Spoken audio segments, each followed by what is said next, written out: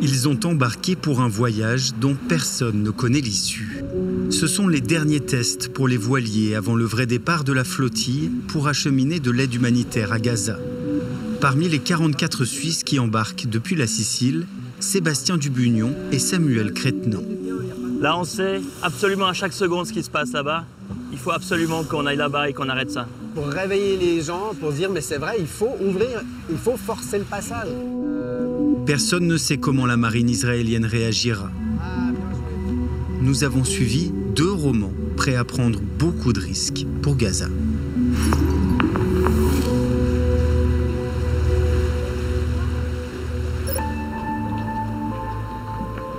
15 jours plus tôt, à 2000 km des côtes siciliennes, Sébastien est encore au travail.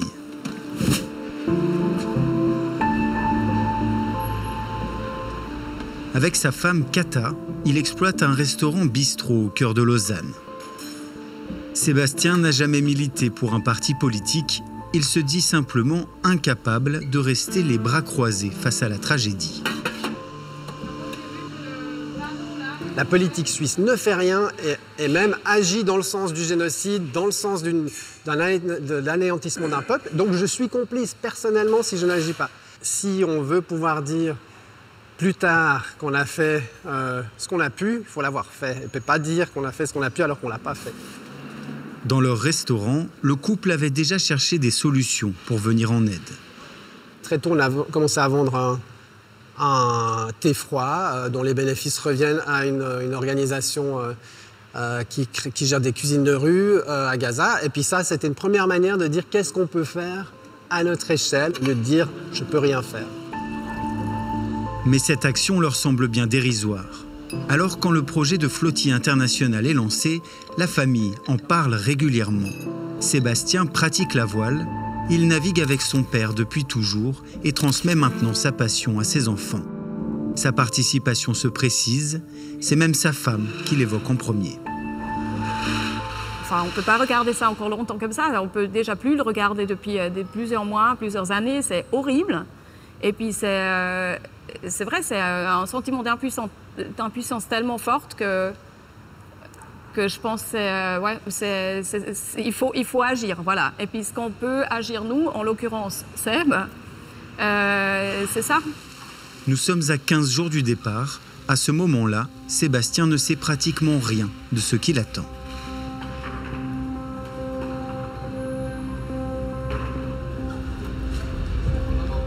Au même moment, Samuel Crétenant, 51 ans, archéologue et éditeur, revient là où tout a commencé, la gare de Neuchâtel. Fin 2023, il vient se poster ici tous les jours avec cette pancarte. Il y a peu de gens qui osent parler et moi c'est insupportable de me taire. Et j'étais prostré chez moi en voyant les images en continu. J'avais besoin moi d'aller au contact des gens et savoir s'ils étaient conscients de ce qui se passait. Depuis, ce chiffre a augmenté.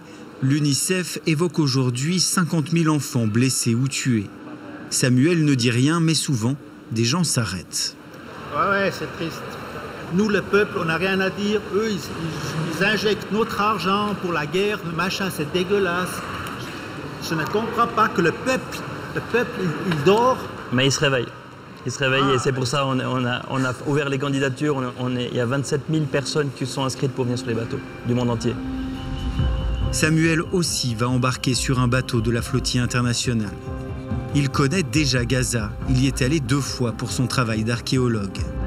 L'année dernière, il entame une grève de la faim pour dénoncer l'inaction de la Suisse. Elle dure 40 jours. Lors de sa venue à Neuchâtel, il interpelle le conseiller fédéral Ignazio Cassis. Bravo, M. Cassis, vous êtes super efficace. Vous êtes efficace dans le génocide par votre complicité. Vous avez du sang et des cadavres sous les mains.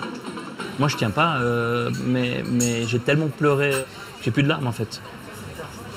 Mais sans agir, le fait d'agir et de monter cette flottille, ça me met aussi dans une possibilité de ne pas regarder ça tout le temps. Je suis moins sur les réseaux sociaux et ça me permet d'avoir un semblant d'action. C'est un grain de sable, hein. Mais au moins ça me focalise sur une tentative de solution plutôt que puis sur cette boucherie permanente qui est sous nos yeux. Tout le monde peut y accéder.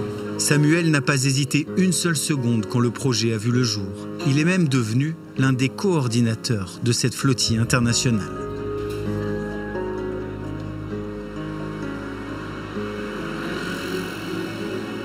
Nous retrouvons Sébastien la veille du départ à Lausanne, en pleine préparation de son sac.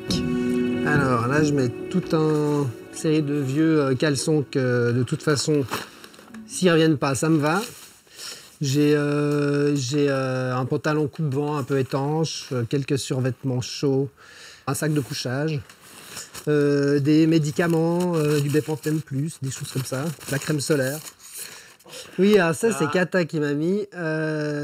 Effectivement, bon, moi, je prends jamais rien normalement. Puis c'est vrai que c'est pas si bête, c'est qu'il paraît que ça aide sur une très courte période à s'endormir.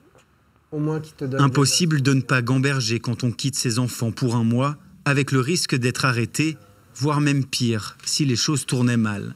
C'est déjà arrivé lors de la toute première flottille, il y a 15 ans. 9 personnes avaient été abattues par les soldats israéliens. Ça, c'est en France. Je peux pas imaginer ça.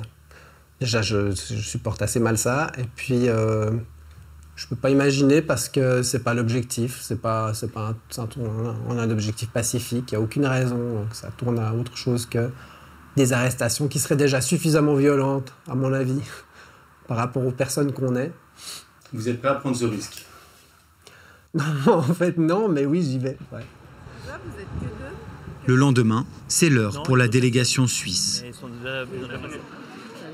Sébastien et Samuel, qui ne se connaissent pas, se retrouvent à l'aéroport. Ça va? Pas trop fatigué non plus? Un peu, ouais, non, c'est très chargé ces derniers temps. Puis on dort pas très tranquille quand même, parce qu'il y a plein de trucs à penser. Mais... La famille de Sébastien est aussi là. Son fils, Malo, a du mal à voir son père partir. Je sais pas combien de temps ça va durer. Et puis, voilà, c'est quand même un truc que je connais pas, c'est l'inconnu, quoi. Ça fait peur. Je suis quand même fier de mon père, quoi. Ça impressionne. Je sais pas comment il fait, mais voilà, quoi, j'ai quand même peur. Parmi la délégation, Hicham El Gaoui. D'origine marocaine, ce médecin établi en Valais est allé plusieurs fois à Gaza l'année dernière avec une ONG. Revenu bouleversé, c'est lui qui a décidé de monter l'association suisse. Et peu importe si les précédentes flottilles ont toutes échoué à briser le blocus israélien. Si vous voyez vos enfants dans votre maison en feu, est-ce que vous allez calculer le taux de probabilité que vous avez pour les sauver ou vous allez foncer et vous allez les sauver? Je pense que nous tous, on va juste foncer pour aller sauver. Ce qui se passe à Gaza, ce n'est pas une situation juste difficile ou inquiétante. C'est une situation cataclysmique, infernale. Et donc qui justifie aujourd'hui de faire des actions comme celle-ci, même si la probabilité de réussite est faible. Car elle est faible, clairement. Pour Samuel, comme pour Sébastien, l'heure du départ a sonné, l'émotion est forte.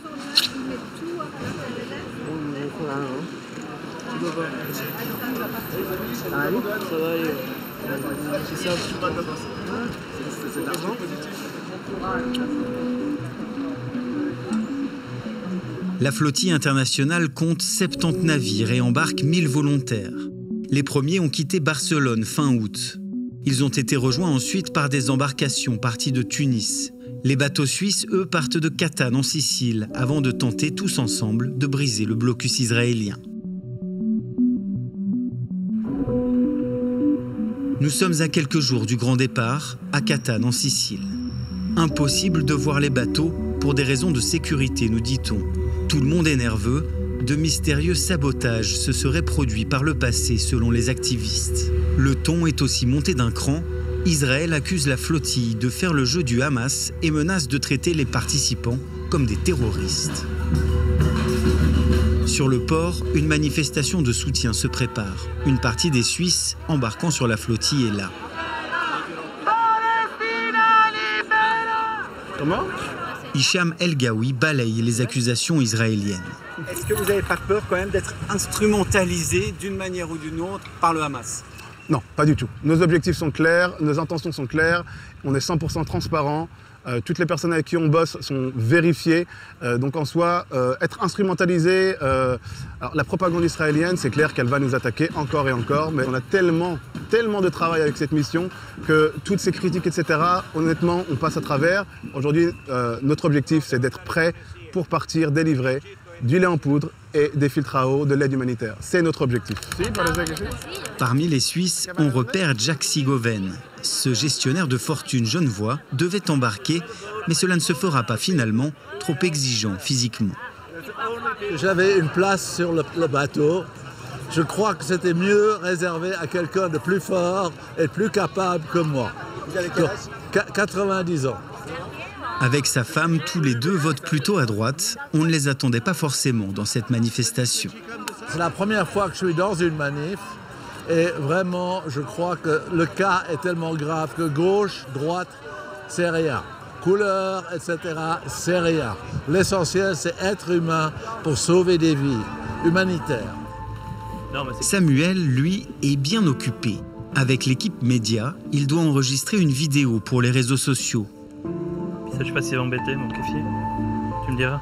Elle sera diffusée en cas d'arrestation israélienne. Si je le croise dessus, ça va ou pas? Tu me dis quand je dis.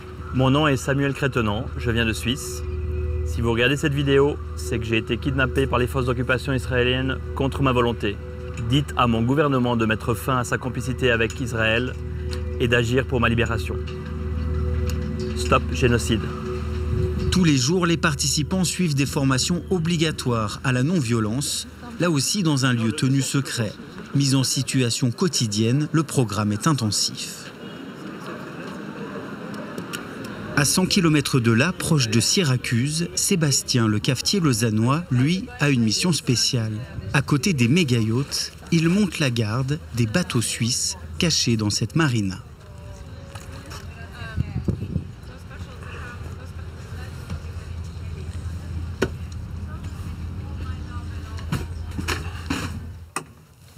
Moi, je me suis mis là, parce que comme ça, je suis tranquille. Je peux me lever quand je veux sans réveiller personne. Puis je suis pas là pour dormir. Il est exténué, il passe ses journées à réparer des moteurs. Ça, c'est mon job. C'est lui. C'est le Volvo Panda. Certains bateaux sont en mauvais état et le temps presse. On travaille de très tôt le matin à très tard le soir pour que les bateaux soient prêts à temps. Puis en même temps, on doit se préparer à la navigation, parce qu'on est là d'abord pour naviguer. Et puis en même temps, on a croisé plusieurs navires de guerre italiens. Puis on disait c'est quand même surréaliste que nous, avec nos petits bateaux, il fait 38 pieds, celui-ci il en fait 46, on est là à naviguer, entasser pour essayer de faire quelque chose pour sauver la situation, alors qu'eux, ils ont des énormes bâtiments de guerre, puis ce serait à eux d'y aller, puis d'ouvrir ce corridor, pas à nous. Il y a quelque chose d'absurde qu'on fasse ce job alors que c'est pas à nous de le faire. Bah oui, j'aimerais bien retrouver ma famille, moi.